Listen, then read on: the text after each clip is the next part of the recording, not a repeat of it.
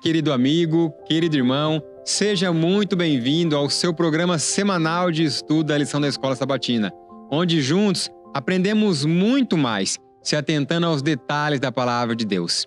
É um prazer e uma satisfação para nós receber você aqui semanalmente nesse encontro de família. Não somente um programa de estudo da lição, mas um encontro de família, onde nós deixamos aqui os nossos pedidos de orações, onde nós oramos pelos pedidos que são feitos aí nos comentários e dessa maneira juntos crescemos espiritualmente também. Queria pedir e contar com a sua colaboração para compartilhar os nossos vídeos, deixar o seu like, o seu comentário. Dessa maneira, o programa chega muito mais longe e Jesus chega muito mais perto das pessoas. Nessa semana, nós estudaremos a lição de número 9, que tem como título A Fonte da Vida. Que coisa maravilhosa, que importante compreender onde está a fonte da vida, como beber dessa fonte, como se alimentar da palavra do Senhor. E sempre gosto de aconselhar os nossos irmãos a comprarem a lição com os comentários de Ellen Goldwhite, porque dessa maneira você vai enriquecer muito mais seu conhecimento. Quando você for aí dar a aula na sua classe, você vai falar embasado no assim diz o Senhor e não somente no assim diz o homem. Queria agora, nesse momento, apresentar aqui os meus companheiros de estudo mais uma vez. Aqui à minha direita, o irmão Alexandre Dantas. Seja muito bem-vindo, meu irmão. Obrigado, meu irmão Kleber. Os irmãos que estão nos assistindo. Deus abençoe cada um.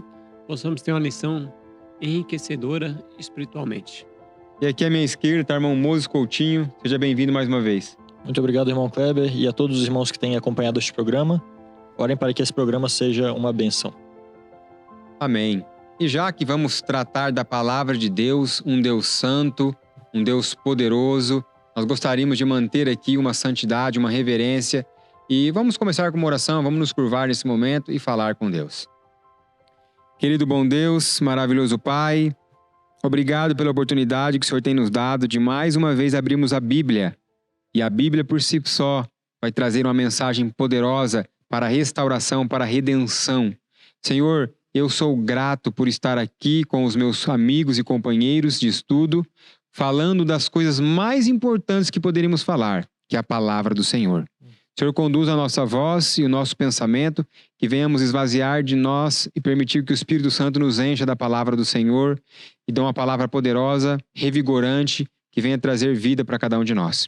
Fique com os nossos amigos e irmãos que nos acompanham, os pedidos de oração que são feitos, possam ser respondidos segundo a vontade do Senhor. Amém. Muito obrigado por tudo, fique conosco em nome de Jesus. Amém. Amém. Amém.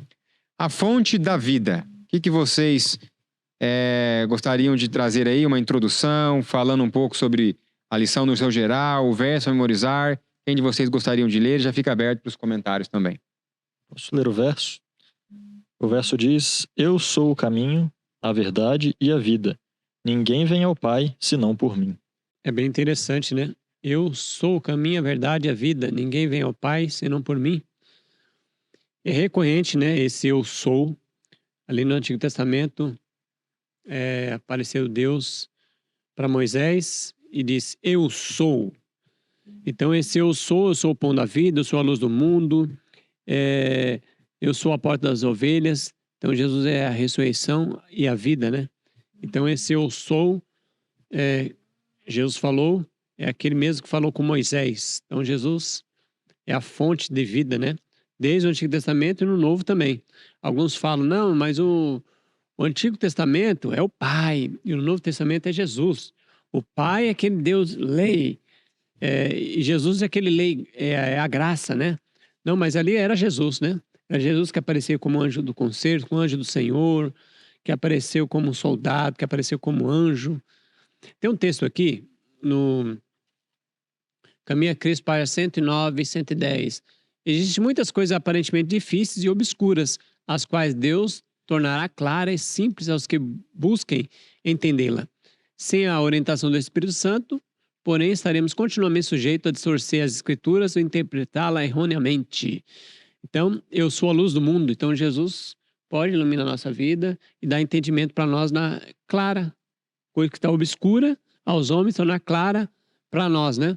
Mas aqueles que distorcem, continuamente rejeita, o que vai acontecer? vai interpretar a palavra de Deus erroneamente. Então Deus pode dar entendimento aos simples, né? Ele é a luz do mundo. Amém. Aqui também fala que eu sou o caminho, a verdade e a vida. Eu sempre gosto desse texto para poder introduzir as minhas mensagens, dizendo que eu não sou o dono da verdade. Porque a verdade não é algo que pode ser adquirido. A verdade é Jesus. Ele fala, eu sou, não é eu tenho. Ele é a verdade. Tudo que envolve Jesus é a verdade. A essência de Jesus é a verdade. Então eu acho bem interessante isso, porque às vezes nós brigamos por acharmos que temos a verdade. Mas a verdade não é algo que é nosso. A verdade é Jesus. Jesus, ele é a verdade, ele é o dono da verdade, né? E essa lição, como o Alexandre colocou aí também, fazendo referência ao Antigo Testamento e ao Novo Testamento, a verdade, a vida e o caminho, ele está tanto no Velho como no Novo Testamento. Então não existe somente seguir o Novo Testamento e excluir o Velho Testamento. Ah, porque Jesus na cruz ele veio para substituir a lei, para acabar com o Velho Testamento. Agora nós vivemos o tempo da graça e a graça é o Novo Testamento. Nós temos que entender que a graça está desde o Gênesis até Apocalipse. A Bíblia é um livro de graça. Nós temos que levar em consideração que quando Jesus ali, logo na primeira promessa, né? Na primeira profecia, onde ele fala ali que o Filho do Homem esmagaria a cabeça da serpente, o que ele está querendo dizer com isso? Que a graça tomaria conta do ser humano. Porque senão Adão e Eva tinham morrido no mesmo momento, no mesmo instante. Se não existisse graça, se não existisse plano da redenção, não existia esperança para o homem pecaminoso, né? Pecador. Na verdade, Jesus ele foi o auge da manifestação da graça de Deus. Isso é verdade. Porque no passado, quem foi a esperança de Abraão?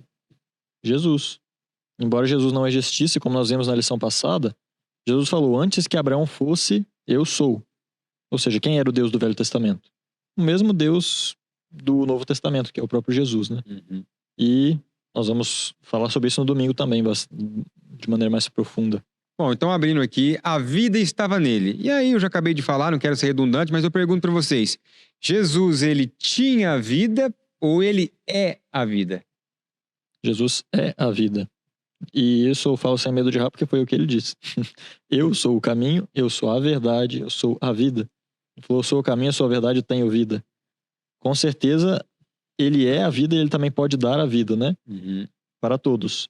E aqui faz a pergunta, por que Jesus veio ao mundo? Ele veio para trazer para trazer salvação, sim, perdão dos pecados, trazer ressurreição, porque nós estávamos condenados no resultado do pecado, mas tudo isso seria conseguido através da sua vida perfeita. Então, nós não podemos sempre pensar que o mais importante, o único importante de Jesus era a sua morte. Jesus veio só para morrer? Não, Jesus veio para viver como homem e morrer no lugar do homem. Então, a vida estava nele e ele mesmo era a manifestação, né, de Deus na maneira mais pura. E no final dessa lição de domingo faz a pergunta, o que aprendemos sobre o caráter do Pai com a vida de Jesus? Por que essa revelação é uma notícia tão boa? E aí tem uma máxima que eles usavam lá no IEST que era o seguinte, se A é igual a B e B é igual a C, então A é igual a C. Então, se Jesus é amor e Jesus é representante do Pai, então o Pai é amor também. Não sei se vocês entenderam, né? Porque nós olhamos para Jesus e imaginamos um coração. Jesus é amor mesmo. Mas realmente, querendo ou não, tá esse negócio na cabeça mesmo do adventista, às vezes velado, que o Deus do Antigo Testamento, ele era diferente. Porque a maneira de se escrever é tudo muito diferente. Ou seja, Jesus realmente, quando ele chegou, foi um boom, né? Tudo mudou muito. Mas o mesmo Deus que está aqui é aquele Deus. E Jesus veio justamente para revelar isso. Por quê? Porque chegou no Novo Testamento, o que aconteceu? A plenitude dos tempos. Os homens já tinham compreendido totalmente errado o caráter de Deus. Já estava uma bagunça. Jesus veio para revelar o caráter de Deus. De verdade. Como ele era de verdade. Amém. É bem interessante que Jesus veio dar salvação, né? Vida eterna, salvação. E veio na minha mente Mateus 1:29, e ela dará luz ao filho. Ele porá o nome de Jesus, porque ele salvará seu povo dos pecados deles. Então não é só salvação de pegar uma pessoa e levar para o céu, é uma salvação completa, né? É vida com abundância, é vida total, é vitória, saída da depravação. E a graça, em Tito capítulo 2, fala que a graça ela é poderosa para nos regenerar nesse mundo de impiedade, né? Transformar. Então a graça é poderosa. Jesus é o Todo-Poderoso. Até em umas lições passadas você até citou isso aí, moço. Que se colocasse um livro filósofo dentro da prisão, não teria desenvolvimento do caráter nas pessoas. Mas você coloca e distribui Bíblias.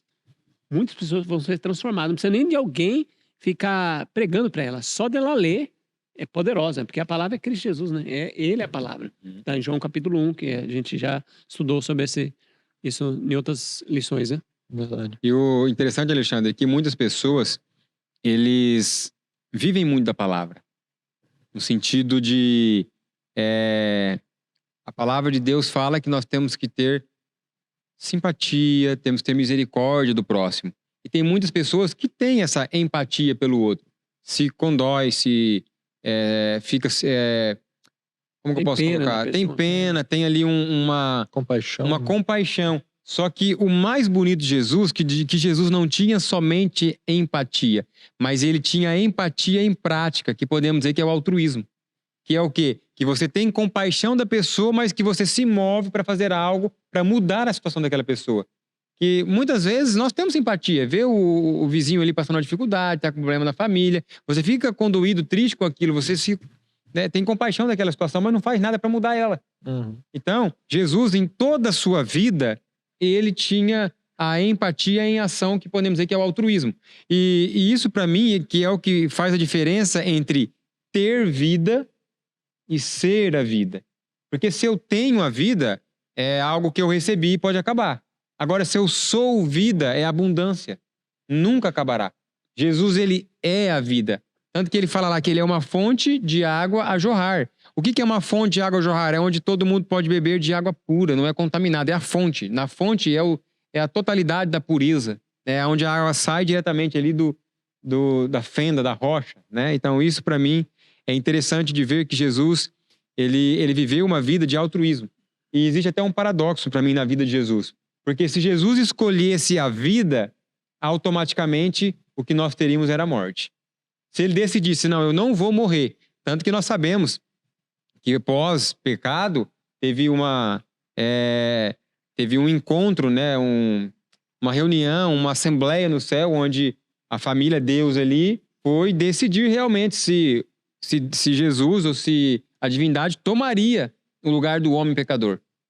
E o Espírito de Profecia relata para nós, eu não lembro agora se era um desejado de todas as nações, mas que até Abraão ainda existia essa situação. Mas quando Abraão decidiu entregar o seu próprio filho, aí fala que Deus ali falou assim, não, se um homem tem coragem de entregar o seu próprio filho, realmente um de nós irá pagar pelo preço do pecado, né? E nós sabemos que Jesus foi quem veio pagar o preço do pecado. E outro ponto interessante que vocês colocaram, que muitas pessoas olham para Deus como que Deus fosse um tirano. Puxa vida, Deus escolheu agora Jesus, ou seja, o filho dele, ele escolhe para morrer no lugar dele, ele não tem coragem de vir lá e sofrer a consequência do pecado que houve. Mas na realidade, né, o Espírito de Profecia relata para nós que Deus morreu na cruz com Jesus. Em outras palavras, claro que isso aí é um exemplo, né, que Deus estava sofrendo plenamente ali com aquilo. Eu acho interessante de entender isso, que a vida estava nele, ele também era a vida. Havia a vida em abundância para cada um de nós. Agora, as palavras da vida eterna também era a própria vida de Jesus, e aquilo que ele falava era para trazer vida e não morte. E aí tem um ponto que cabe a nós aqui pensar, que muitos de nós somos criados para matar e não para salvar. A nossa fala, ela é carregada de ódio, carregada de mensagens assim, pejorativas, de maneiras erradas de apresentar até o evangelho. E Jesus, não, as palavras dele era vida. O que vocês destacam e trazem para nós sobre esse ponto? É interessante que as palavras em si mesmas são apenas palavras. Então, se eu falo aqui várias coisas, qualquer coisa que eu falar é simplesmente palavras, não significa nada. Mas as palavras de Jesus é diferente com as palavras de Jesus. Porque quando elas são aceitas no coração, elas se transformam em vida, literalmente. Então, se eu mesmo falo as palavras de Jesus, as minhas palavras estão também carregadas de vida. Se eu simplesmente venho aqui e vou te explicar alguma coisa com as minhas palavras, que substância isso vai ter? Né? Agora, as palavras de Jesus, elas estão escritas para que elas possam ser repetidas e assim, através de nós, Jesus comunica a vida. É como se nós fôssemos uma torneira também. Uhum. Ou seja, a única maneira da torneira funcionar é se estiver aberta e tiver água na caixa. Se tiver a caixa vazia, o que vai sair quando você abrir a torneira? Nada. Se a caixa estiver cheia e a torneira fechada, o que adianta? Nada. Então nós precisamos ser uma torneira aberta ligada na caixa d'água da vida que é Jesus. Amém. É interessante nessa pergunta. Primeira pergunta fala para nós lermos João 6, versos 61 a 68. Foi aquela grande sacudidura onde Jesus falou: eu sou o pão da vida, quem não beber meu sangue, não comer minha carne, não terá vida eterna. E eles, dura esse discurso, João 6, verso 60. Quem poderá aguentar, né, um discurso desse? Aí a maioria começa a abandonar Jesus e aí vira Pedro. Não, Jesus vira e fala: e vocês querem ir também? Aí Pedro responde: só tu tem a palavra da vida, para onde nós iremos? Nós vamos para onde? Só tu tem a palavra da vida, né? Então, a palavra de Jesus tem poder, ele é a palavra de vida, né? E tem um texto do Espírito de Profecia, Review and Herald, 10 de junho de 1890.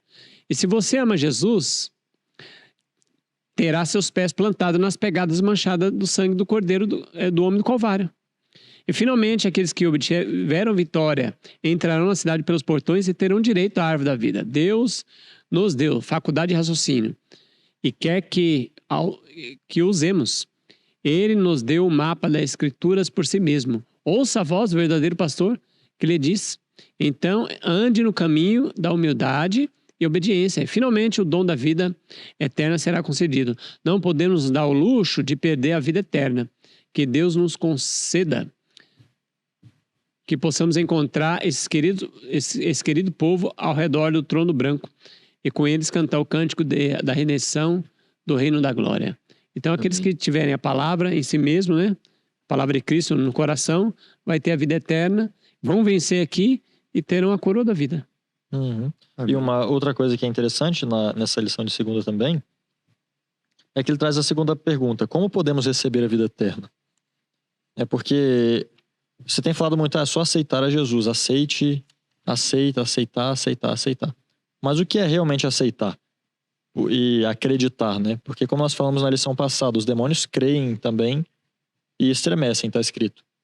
Mas quando a fé é realmente nas palavras de Cristo, né? Quando elas são realmente aceitas na vida, não é um mero assentimento, no sentido sim, é verdade.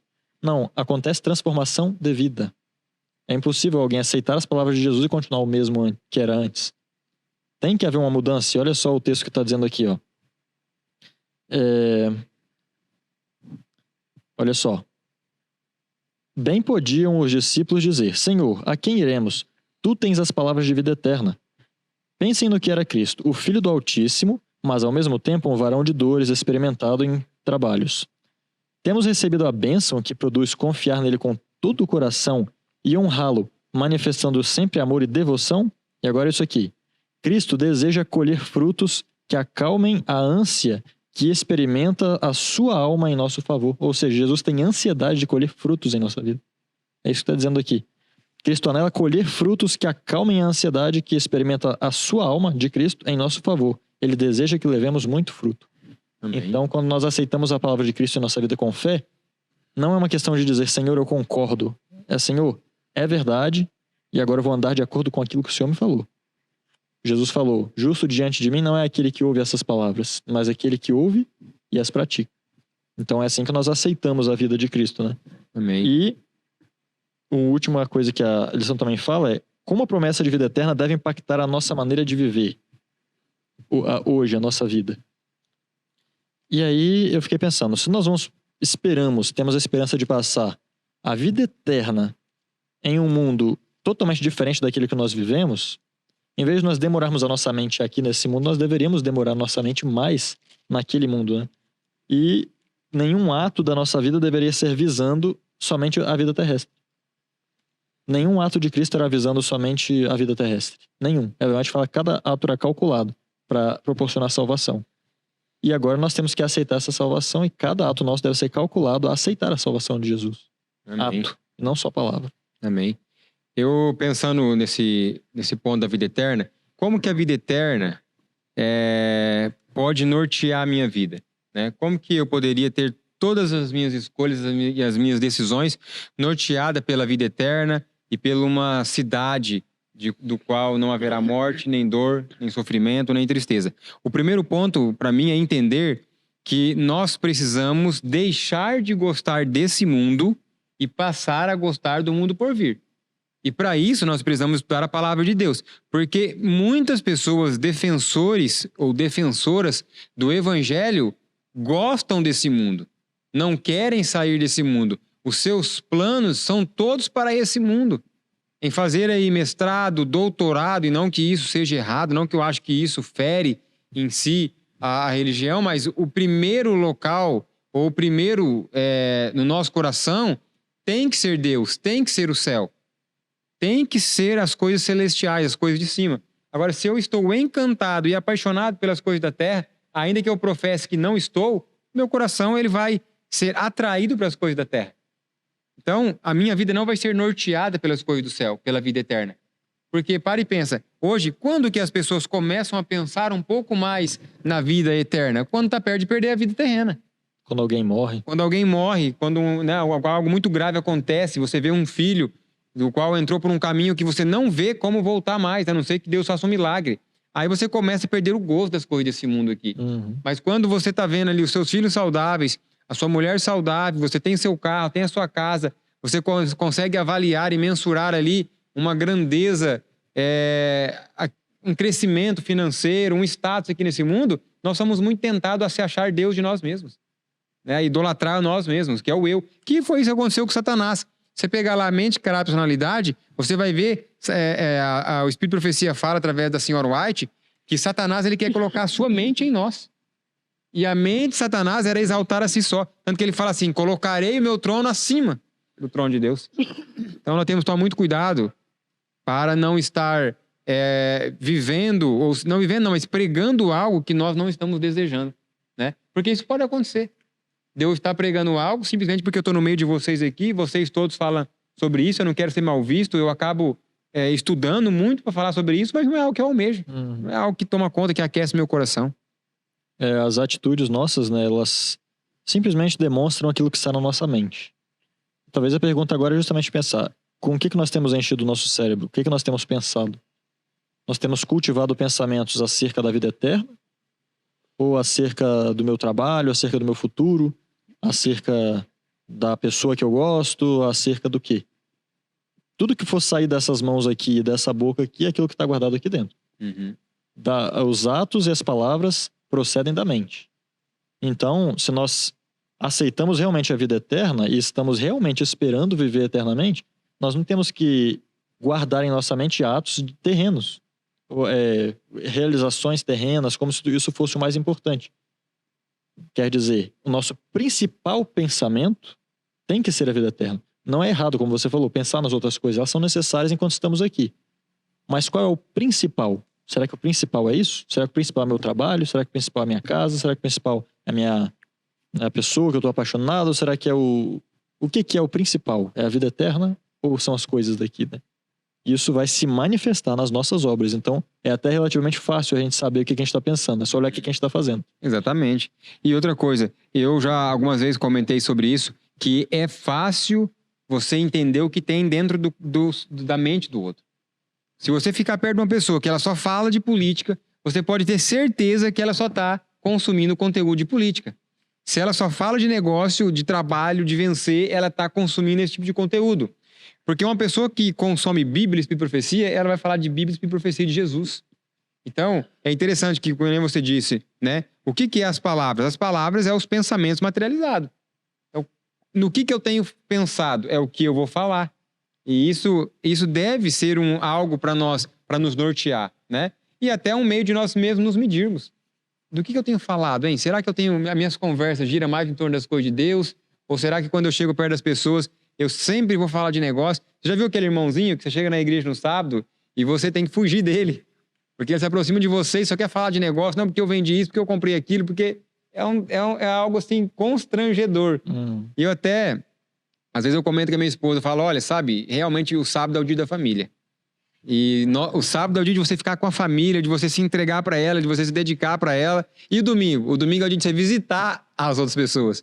Porque quando você vai visitar uma pessoa que não é da nossa fé, ela vai falar de negócio, e se você não quiser, assim, ficar constrangido ou ser até antipático, né?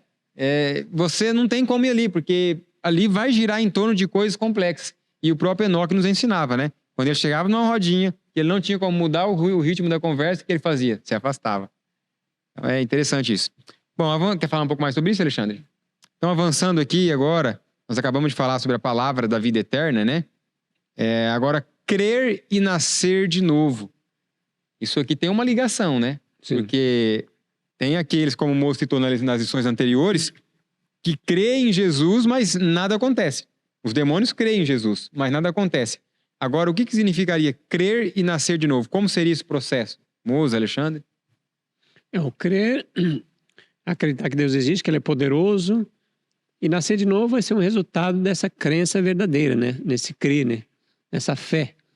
É o natural. Se a pessoa é uma pessoa saudável, que acredita em Deus, acredita na sua palavra, o natural é nascer de novo. Não tem como. É como que um bebê tá nascendo, ele quer voltar para a barriga. Não, vou me segurar aqui dentro da barriga. Não tem, é natural, ele vai sair. É o natural. Ele nasce de novo. João, capítulo 1, verso 12 e 13. João 1, capítulo 1, verso 12 e 13. Mas a todos quanto receberam, deu-lhe o poder de serem feitos filhos de Deus, a saber, aos que creem em seu nome. Ganhou poder. Os quais não nasceram do sangue, nem da vontade da carne, nem da vontade dos homens, mas de Deus. Então, o novo nascimento, a pessoa agora tem o poder de ser chamado filho de Deus. Foi dado o poder para eles. Olha o texto do Espírito e Profecia. Texto lindo. Comentário Bíblico Adventista, volume 6, página 1227. A velha natureza, nascida do sangue e da vontade da carne, não pode herdar o reino de Deus. Os velhos caminhos, as tendências hereditárias e hábitos antigos precisam ser abandonados, pois a graça não é herdada. O novo nascimento consiste em ter novos motivos, novos gostos, novas tendências. Os que pelo Espírito Santo são gerados para uma nova vida tornam-se participantes da natureza divina e em todos seus hábitos e práticas evidenciarão sua relação com Cristo. Quando homens que alegam ser cristãos retêm todos os seus defeitos naturais de caráter e disposição em que a sua posição difere da dos mundanos, eles não apreciam a verdade como elemento santificador e refinador. Não nasceram de novo. Olha que texto interessante. Então, quando a gente nasce de novo, tem novos motivos, novos gostos, novas tendências. E você até falou, Kleber, eu lembrei aqui, ó. Quando os homens alegam ser cristão e retêm os seus defeitos de caráter naturais, a disposição em sua posição, não, é aqui em cima. O que o Espírito Santo são gerado para uma nova vida, tornaram-se participantes da natureza divina e em todos os seus hábitos práticos evidenciaram sua relação com Cristo. Então, o que está pensando, está falando. Então, o homem que é convertido, ele vai falar do quê? Das coisas de Deus. O homem que não é convertido vai manter a natureza mundana. Vai falar, vai conversar só de futebol, vendas, de mulher, tá na rodinha, só quer conversar besteira que não tem nada a ver. O homem que é convertido, o que ele vai fazer? Novos motivos, novo gosto e novas tendências. Então, é a natureza totalmente transformada, né? Inovada, né? Tem um texto do Espírito e Profecia que diz assim, que as nossas palavras influenciam os nossos pensamentos e os nossos pensamentos se tornam as nossas palavras. Então, o que eu vejo? Eu vejo que nós temos que escolher a dedo e bem escolhido as pessoas que nós vamos ter do nosso lado. Aquele ditado que os nossos pais falavam, olha quem tu andas, direi quem tu és, não é somente um ditado, mas é quase uma regra de vida. Então, se eu ando com Daniel, Sadraque, Mesaque, Abednego, José, provavelmente eu vou falar sobre as mesmas coisas que esses homens falam. Agora, se eu busco andar com homens ímpios, homens que falam sobre as coisas do mundo, como você bem diz aí, eu vou ter essas palavras na minha boca. Eu não sei se vocês já se pegaram alguma vez, assim, lá no passado da vida de vocês, onde vocês tinham amizades e do nada você começava a falar algumas palavras parecidas com a que o seu amigo falava. Né? Às vezes você tem um amigo, um exemplo. Aqui nós temos um costume de falar, ô meu querido, ô meu amado.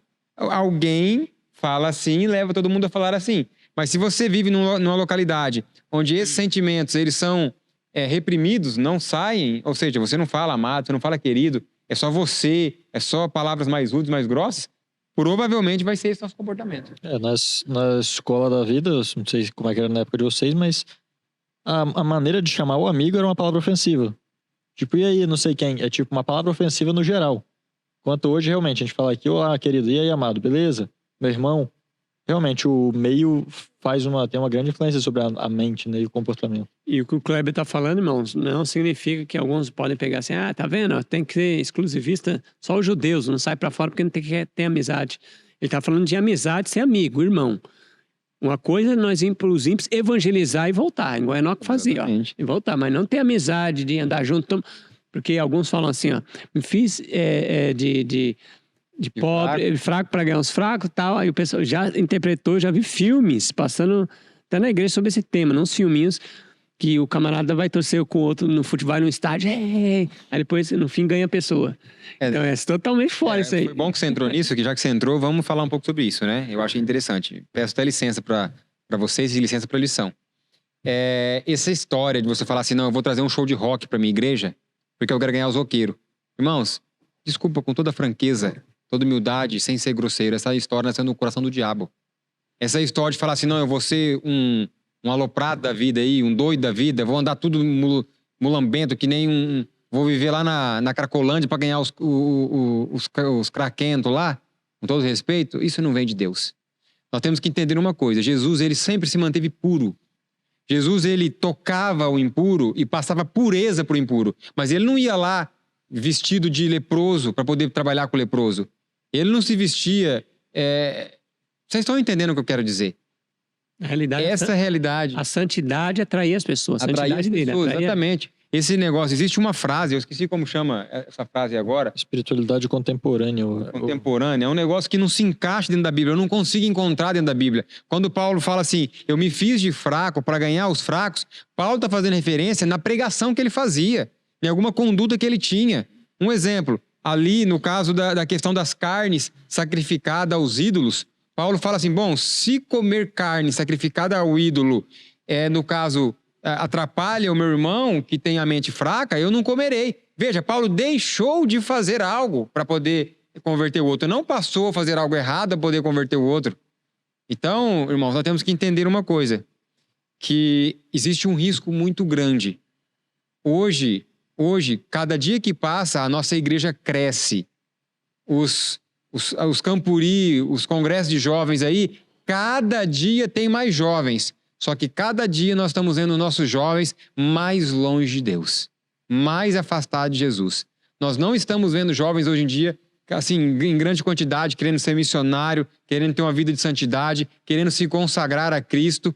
E em todo o decorrer da Bíblia nós encontramos palavras que falam assim, santificai-vos, porque amanhã o Senhor fará maravilha no meio de vocês. Né? Aí o próprio arrependei-vos e convertei-vos para que possam ser apagados os vossos pecados e assim vem o tempo do refrigério. Então sempre vai ter que ter um arrependimento, uma conversão, uma santificação.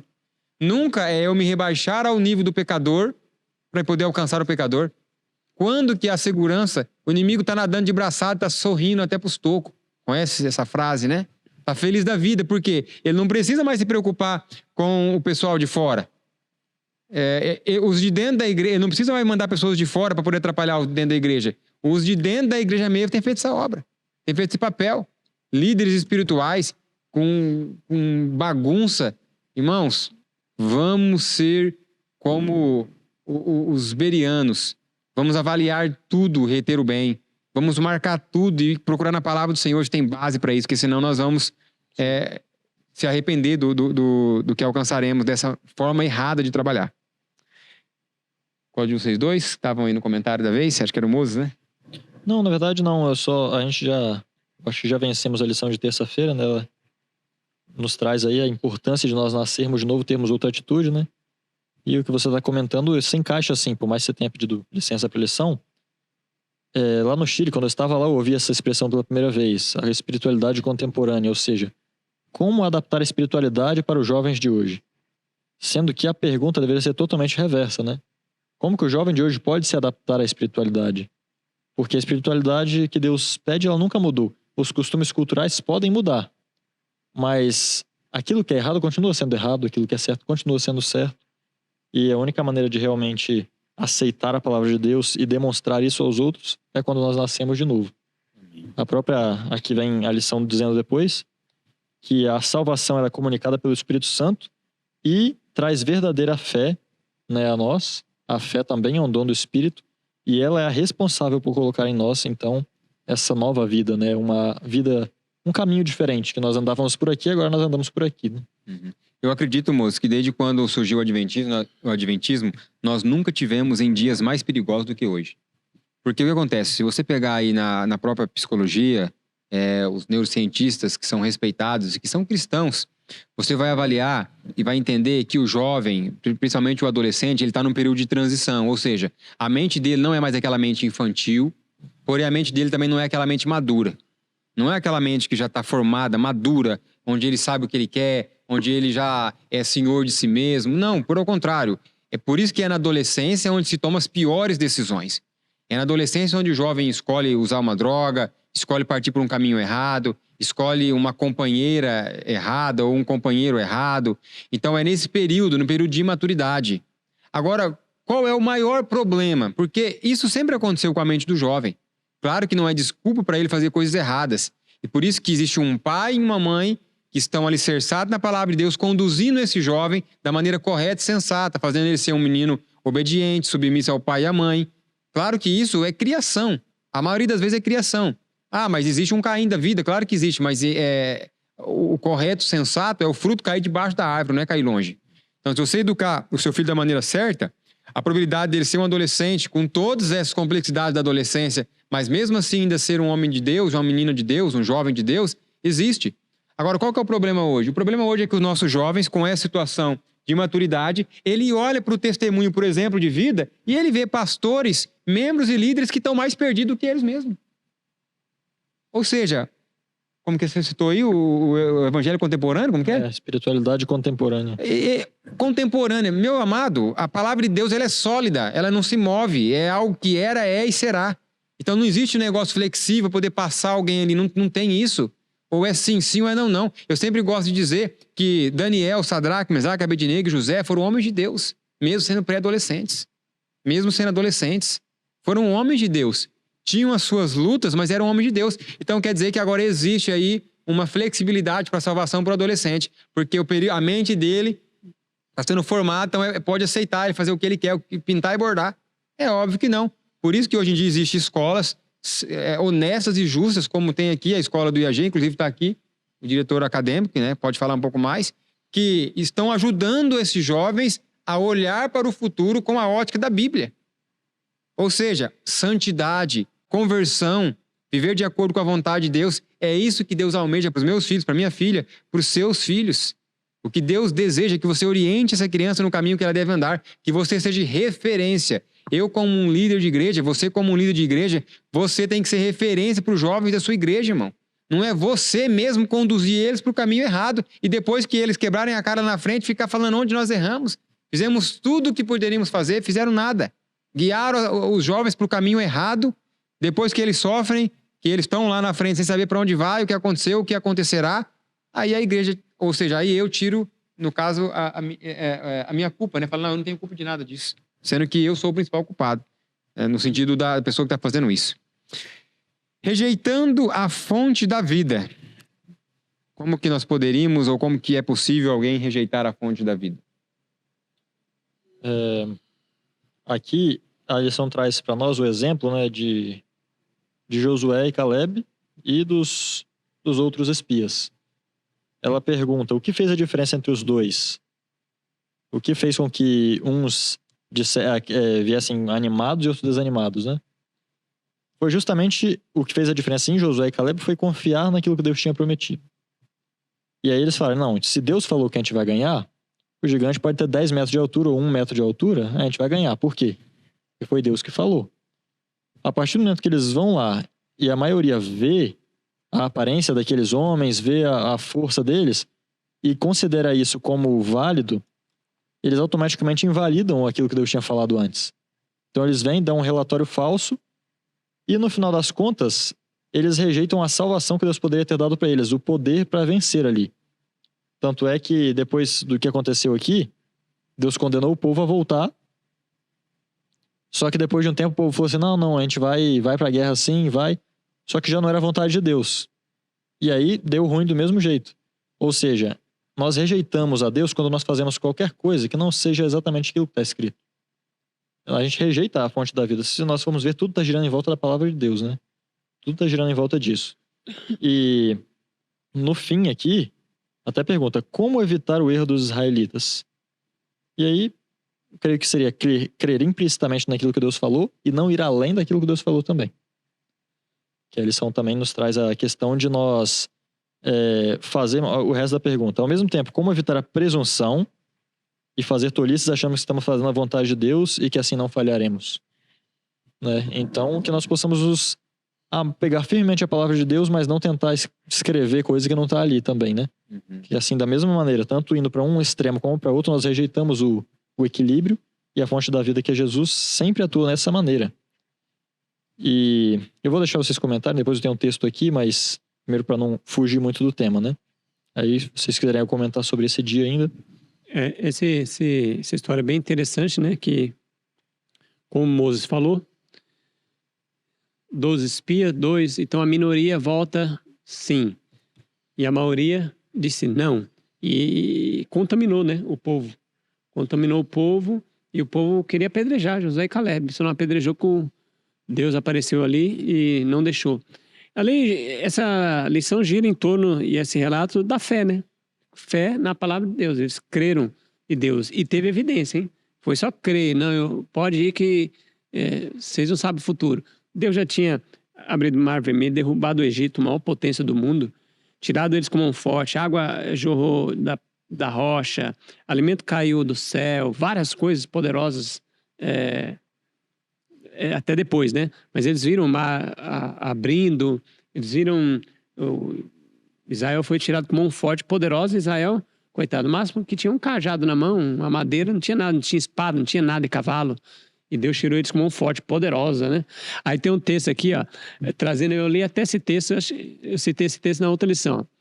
Este é um tempo que se pode fazer com propriedade a pergunta: quando o Filho do Homem vier, será que ainda encontrará fé sobre a terra? Lucas 18, verso 8.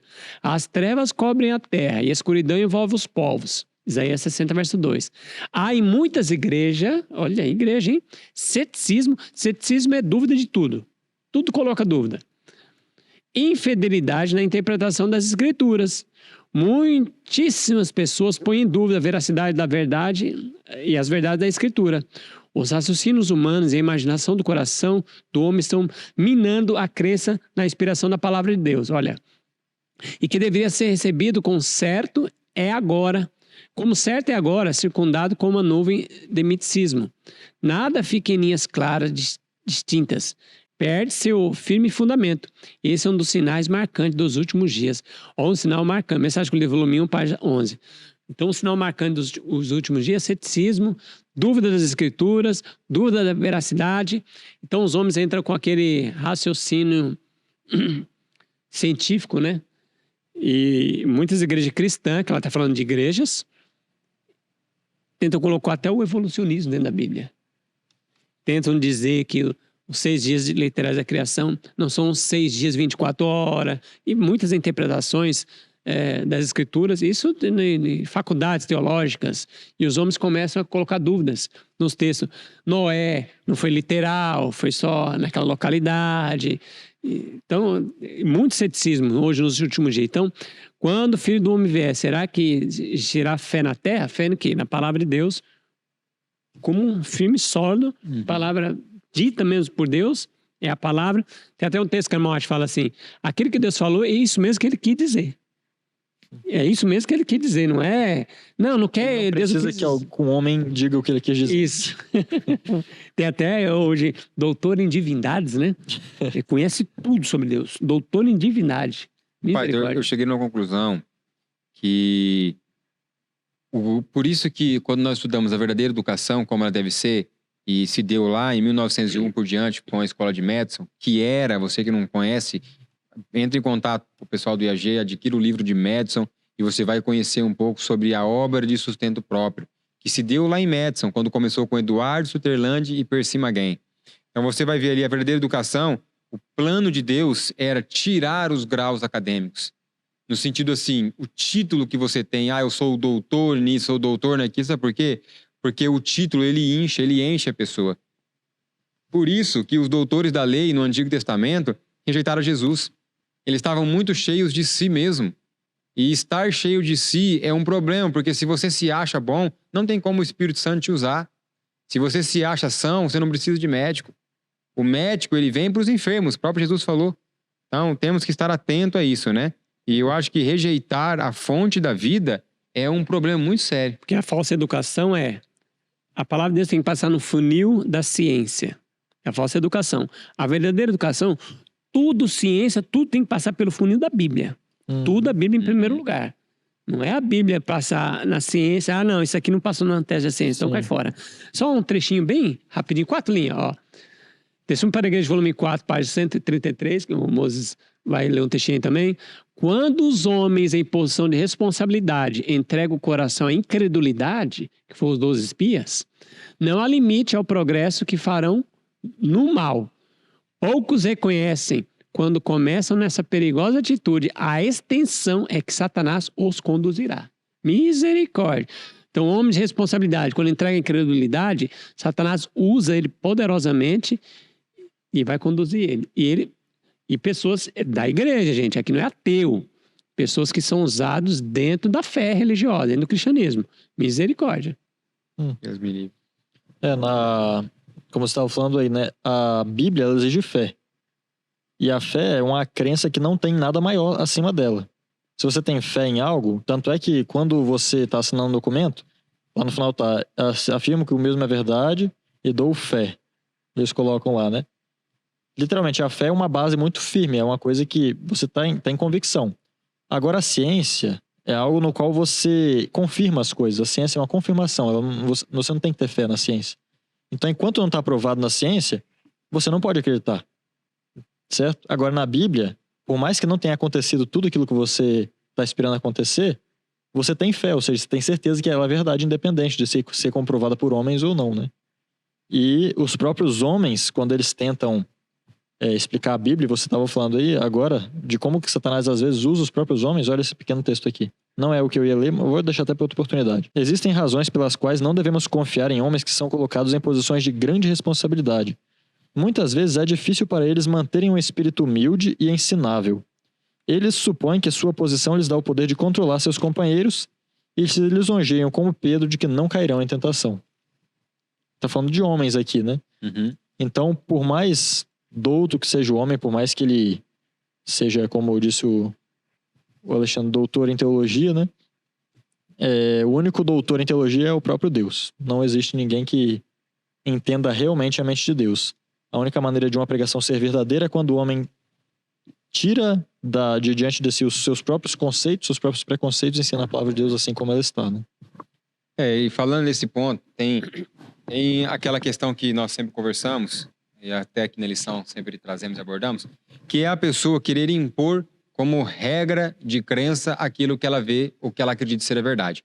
Esses dias eu estava lendo um livro, né, de um doutor aí, de um PhD em teologia, não vou citar o nome dele porque eu não quero aqui expô-lo, mas ele tratava de um assunto, né, que é a humanidade de Cristo. E eu achei interessante, eu sei que ele é pré-lapsariano, achei interessante a colocação que ele estava colocando ali.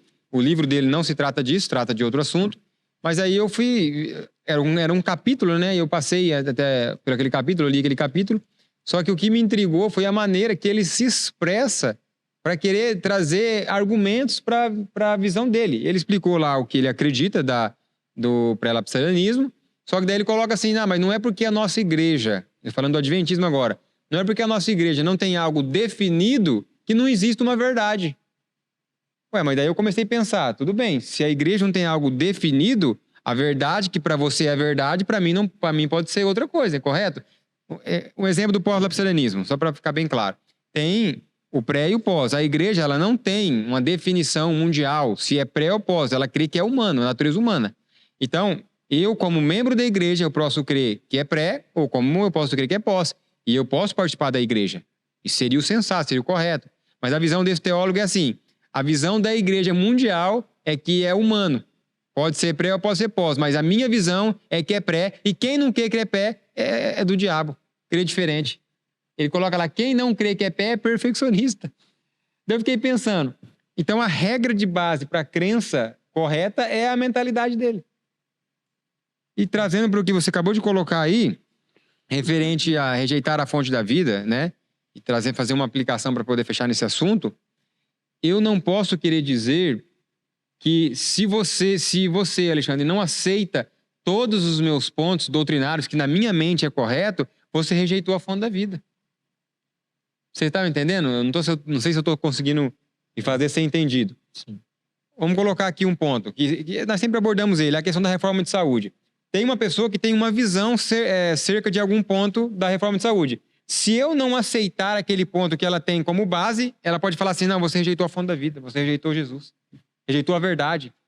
Já é um perdido, já é um ímpio. Mas se eu não entendo, se eu não creio, se eu não concordo com você, já quer dizer que para mim fechou a porta da graça, por causa disso? Então, essa intolerância que tem acontecido hoje em dia, eu acho que ela é muito maléfica. Ela é o mesmo que aconteceu nos dias de Jesus. Lá tinha os saduceus, fariseus, essênios, zelotes, e tinha mais um, era 5, que eu não recordo. Herodianos, 5 grupos. Um ficava atacando o outro, um era mais santo que o outro por causa da visão e a mentalidade de religião que tinha, um não cria na ressurreição, então ele se achava melhor. O outro que cria na ressurreição, ele se achava melhor. E aí quando Jesus veio, ambos rejeitaram Jesus. Nenhum estava preparado para rejeitar Jesus. Por quê? Porque existia uma intolerância muito grande. E eu penso, sim, que a nossa intolerância, irmãos, ela tem que ser somente contra o pecado. Contra o pecado, nós temos que ser intolerantes. Mas respeitar a visão do outro, nós precisamos. Alguém mais quer comentar esse ponto da quarta-feira? Rejeitando a fonte da vida? Então, agora o último ponto, que é a condenação.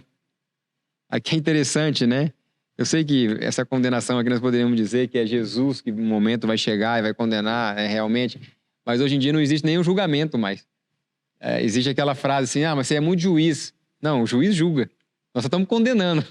Nós não estamos nem julgando mais. O ser humano não está nem julgando, ele já está indo direto para a condenação. O que vocês gostariam de abordar aqui nesse ponto? Na lição é interessante, fala para a gente ler João 3,18. Quem nele crê não é condenado, mas o que não crê já está condenado, porque não crê no nome do Filho unigênito do Filho de Deus. Pois todo aquele que pratica o mal detesta a luz e não se aproxima da luz, para que as suas obras não sejam reprovadas. Quem pratica a verdade se aproxima da luz. João 3, verso 18 e 21. Então é muito interessante. Então, quem nele crê não é condenado, mas o que não crê já está condenado. Então, para ser condenado ou não ser, é crer em Jesus. E esse crer não é sentimento intelectual, como o irmão Moço falou. Não é sentimento intelectual, eu creio. É uma crença que transforma a pessoa. É uma mudança de vida, como nós falamos na lição anterior de quarta-feira. É uma transformação. Uma metamorfose. Uma metamorfose. Uma pessoa que era andar na prostituição, agora é uma pessoa pura. Uma pessoa que é intemperante, comia, bebia e tudo, agora é uma pessoa temperante. Isso vai transformando a vida dela, verdadeiramente. Vou ler um texto aqui que está no Espírito de Profecia. O texto é o Comentário Bíblico Adventista, volume 2, página 1125. O primeiro rei de Israel provou ser um fracasso, porque por sua vontade acima da vontade de Deus. Por intermédio do profeta Samuel, o Senhor instruiu Saul de que, como rei de Israel, seu comportamento devia ser de estrita integridade. Então Deus abençoaria seu governo com prosperidade. No entanto, Saul recusou fazer da obediência a Deus sua primeira consideração e dos princípios do céu e do governo da sua conduta. Aqueles cuja obras são más Não querem vir para a luz, para que suas obras não sejam reprovadas e seu verdadeiro caráter revelado. Se continuarem no caminho da transgressão e vier a se separar inteiramente do seu Redentor, tomarão posse deles a obstinação, a depressão e um espírito de vingança. Quando Saul resistiu às reprovações do servo do Senhor, esse espírito tomou posse dele. Ele desafiou o Senhor, desafiou seu servo e sua inimizade para com Davi foi a manifestação do espírito pecaminoso que penetra no coração daqueles que se justificam, apesar de serem culpados. Então, olha como foi a vida de Saul. Você vê que foi uma descida, né? Ele começou a rejeitar um pouco na palavra de Deus. Não, mas eu trouxe essas ovelhas para sacrificar o Senhor. Não, mas o Senhor não pediu isso aí. Pediu, é obediência, isso que é sacrificar o Senhor. E ele começou, rejeitou o profeta, depois coisas que ele condenava, ele começou a praticar, consultar espírito de demônios. Aí pronto, aí foi a derrocada, né? E Davi fazendo toda a bondade para ele, eu tinha poder de te matar, olha aqui a veste. Ele, meu filho, se arrependia, depois voltava a atacar Davi de novo, então foi uma derrocada só até que foi aos poucos, né? Da desobediência. Quando eu leio esses versos aqui, né? É interessante, eu estava imaginando aqui, João 3,18, João 3,36, 5,24. Eles vêm todos apresentando Jesus como... Todos não, né? Mas uma boa parte dele apresentando como uma luz. Então ele fala aqui... Cadê aqui? Onde é que tá? Teve um bem interessante aqui que me pareceu. O que crê no Filho tem a vida. Eu não sei se foi o próprio Alexandre que mencionou, mas o fato é que aquele que não o aceita, que não crê em Cristo, anda em trevas. Um desses versos aqui vai falar isso. Que ainda está nas trevas. Ou seja, a pessoa está perdida. E eu imaginei literalmente isso, um corredor muito escuro. E a natureza humana, com suas tendências pecaminosas, a nossa história, o nosso próprio mundo, ele sempre vai nos atrair para esse tipo de coisa, para dificuldade. Só que a gente precisa atravessar esse corredor cheio de escombro na escuridão total.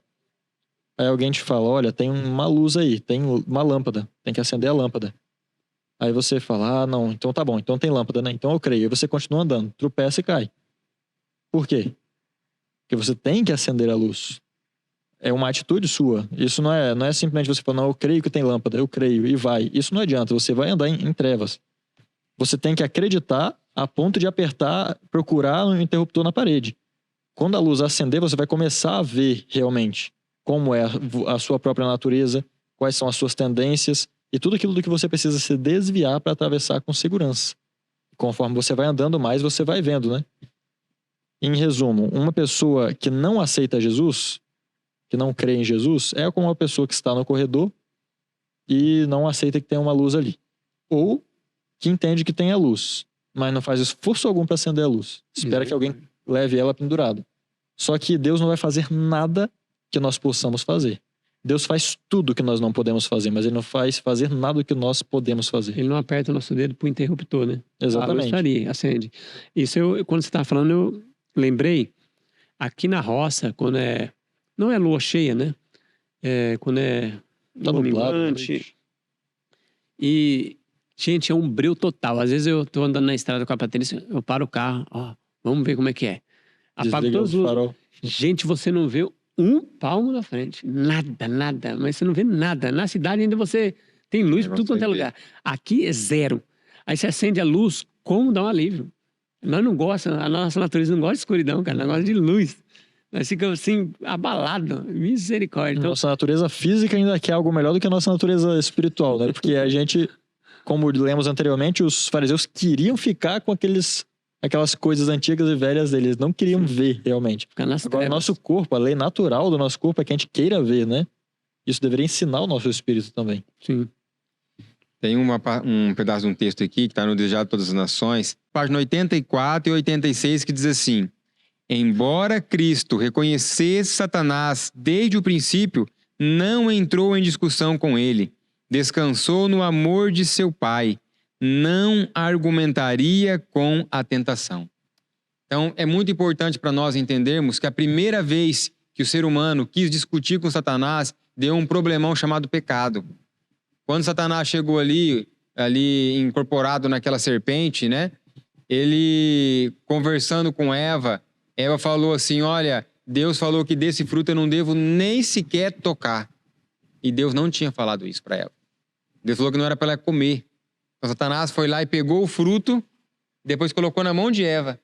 E aí quando ela viu que ela não morreu, aí ela se sentiu mais ousada, porque ela pensou assim, bom, Deus falou que não era para mim tocar. Eu tô tocando nesse fruto aqui, eu não morri, então Deus mentiu. Então Deus realmente não está correto. Então eu posso comer o fruto. Então, irmãos, é dessa maneira que o diabo trabalha.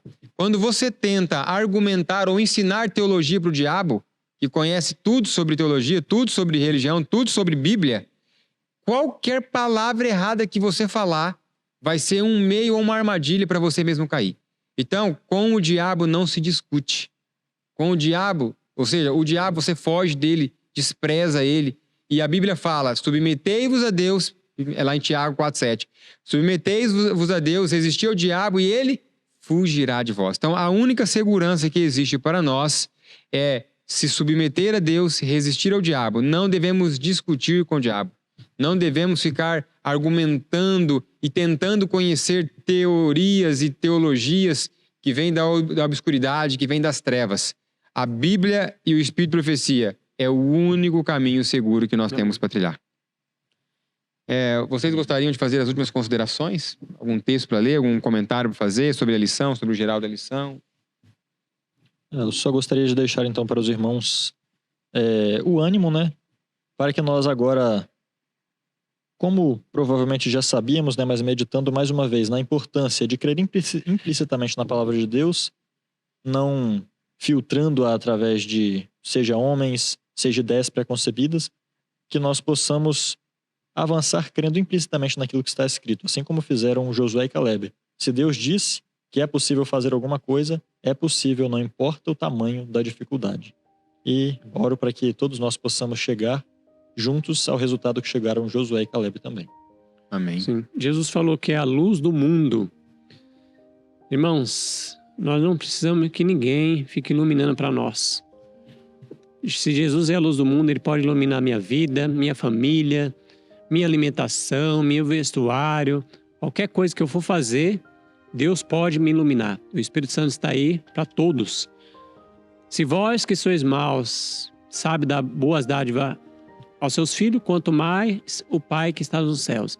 Então, irmãos, peço o Espírito Santo, Ele pode dar entendimento. Nós precisamos ser guiados por homens, ser guiados somente por Deus. E Deus pode nos iluminar e dar-nos capacidade de compreender Bíblia e o Espírito de Profecia. Peça para Deus sabedoria, Ele vai dar, liberalmente. Amém. Deus abençoe cada um de vocês também que nos acompanham. Foi um prazer e um privilégio passar esses momentos aqui estudando a palavra de um Deus santo, de um Deus que é fonte de vida para todos nós, para todos aqueles que buscam, para todos aqueles que aceitam, para todos aqueles que creem.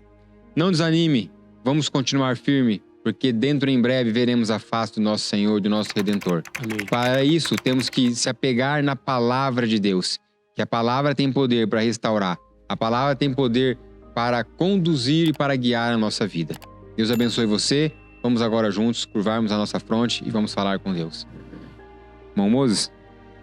Oremos.